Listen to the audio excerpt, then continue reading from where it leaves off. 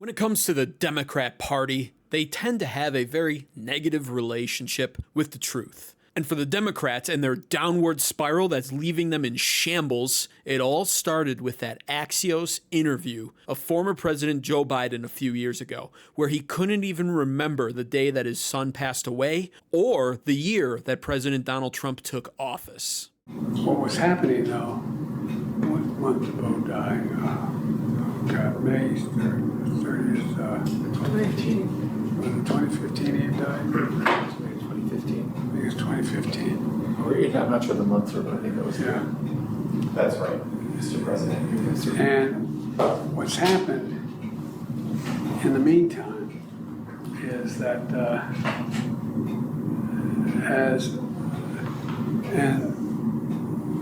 Trump gets elected in November of 2017? 2016.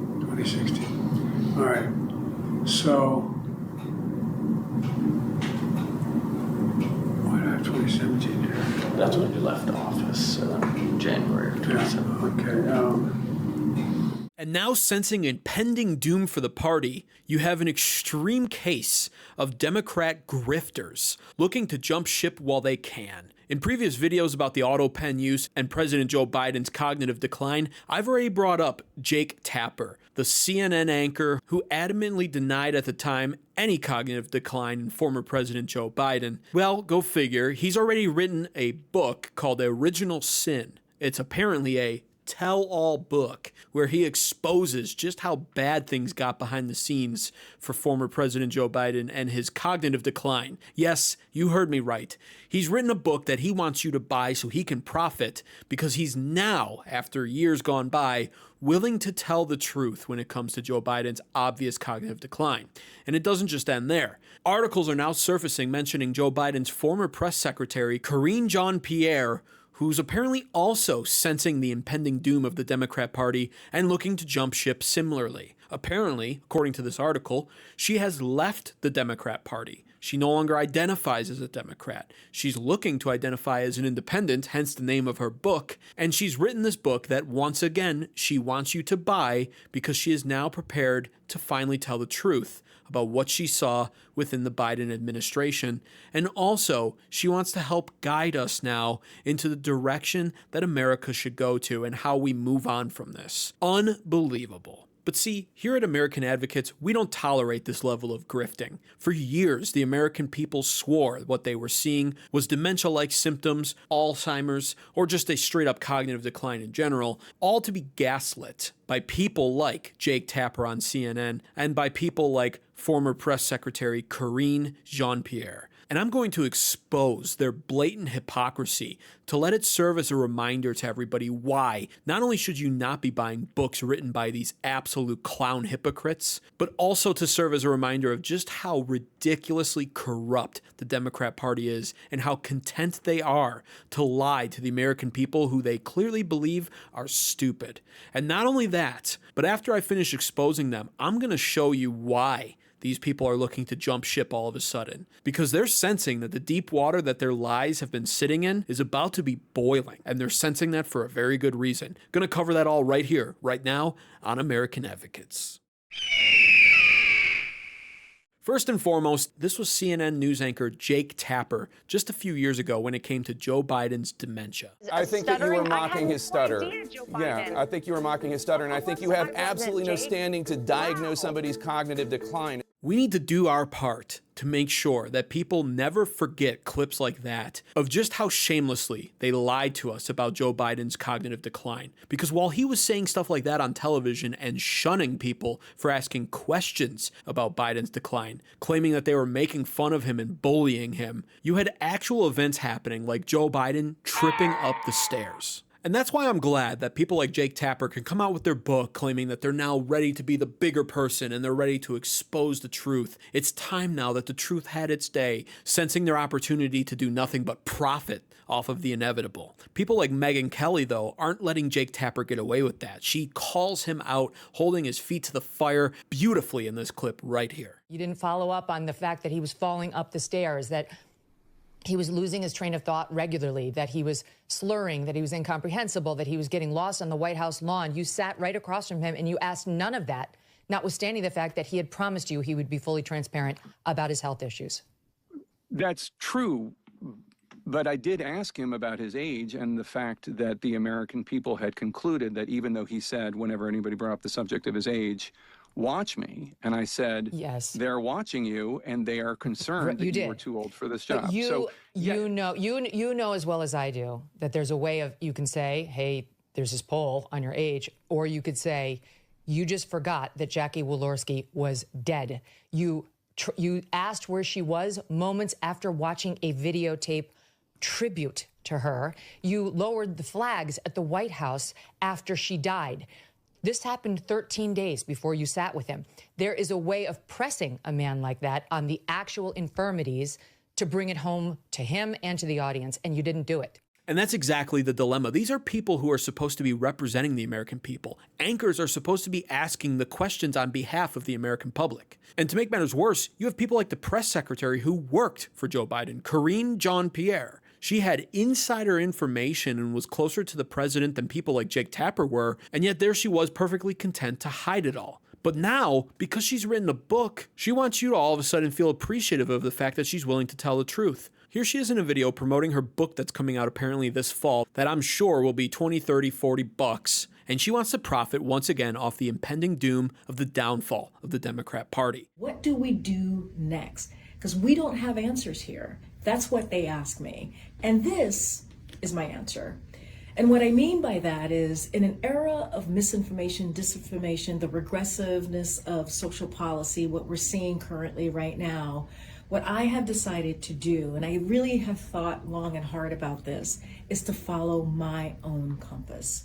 And that's what I've done. And that's what this book does. And here's the truth. And here's how I will lay it out to you.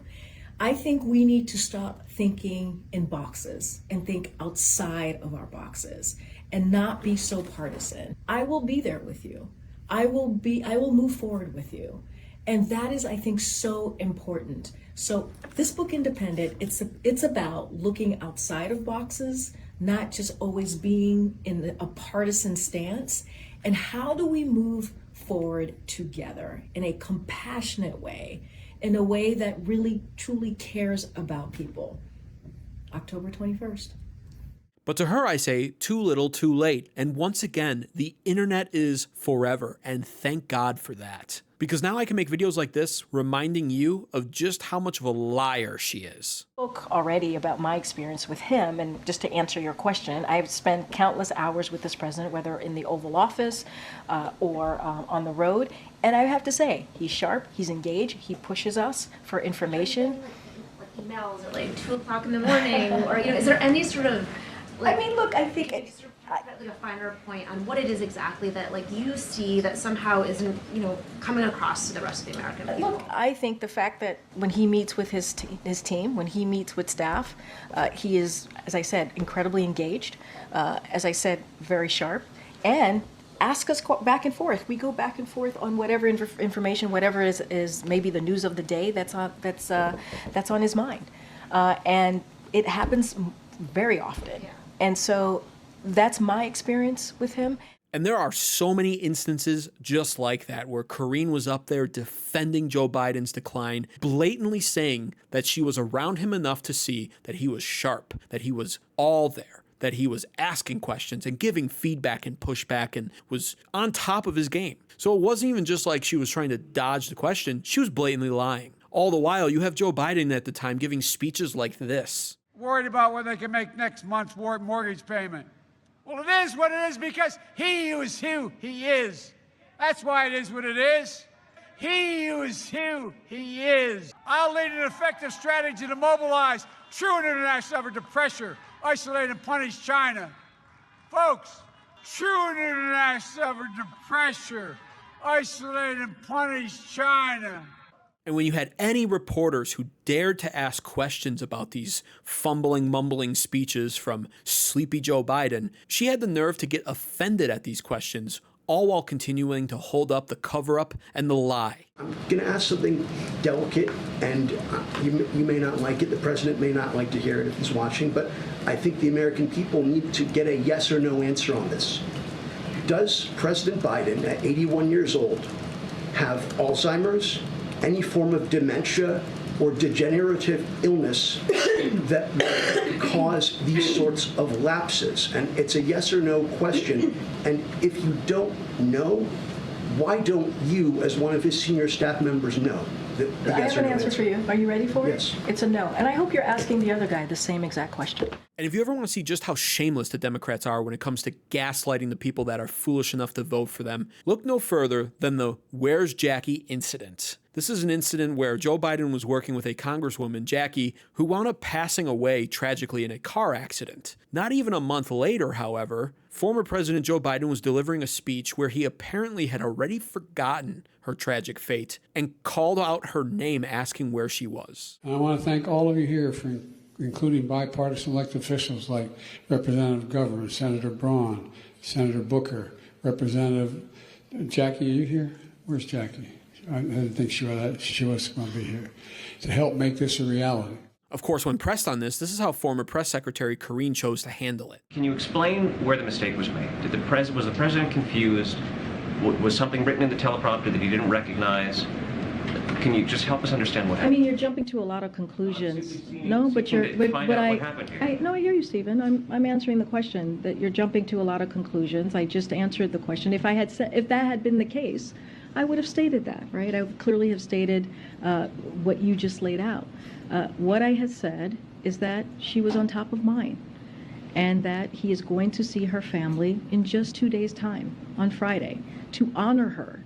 Blatant gaslighting. And that's what the Democrats are. They are a collective group of narcissists who have their own agenda that they are hell-bent on fulfilling, and they will do whatever it takes to fulfill that agenda, all while preserving their image the best that they possibly can, by any means necessary, including lying and gaslighting. They're experts at this. Unfortunately for them, the one thing they can't ever avoid is the inevitable outcome of the truth being set free, and that's what's happening right now, and it's absolutely delicious to watch. Because under President Donald Trump, the Department of Justice is now launching investigations into this former Biden administration, crucially pointing fingers at the excessive Autopen use that occurred, and now asking straight-up questions like, are any of the things he signed legit? Could this guy have cognitively been aware enough to have run the country? A lot of people are doubting that he was. Most people are looking at this thinking, geez, what was this guy doing? He was asleep behind the wheel, so who then was running the country?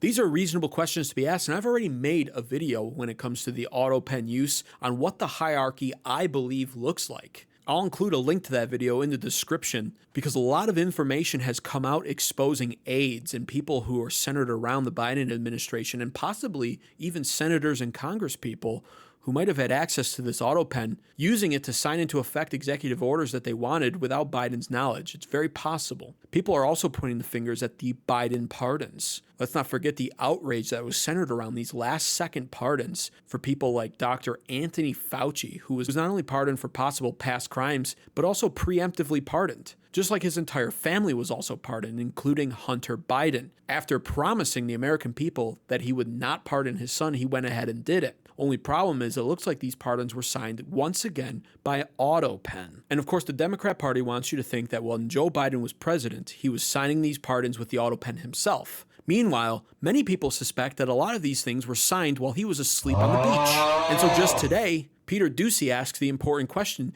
bringing copies of the actual pardons signed to the White House and asking Carolyn Levitt what she thought about it all, pointing out discrepancies in the signatures when President Joe Biden apparently did sign pardons and when the Autopen was used. When you look at these last-minute Biden pardons, the big ones, Biden siblings, Fauci, January 6th committee. That's right. Most of the big ones have the same very neat signature. We would expect that probably to be the Autopen. There is one that looks different. It looks authentic. In fact, if you look at the last name, it almost looks like the president was having a hard time spelling his last name there.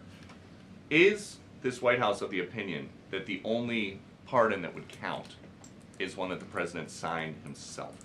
It's very interesting. Very interesting props. If you want to bring them to my office later so I can take a closer look, I would like to do that. The president is making a good point when he discusses the usage of the Autopen. Who was running the country for the past 4 years?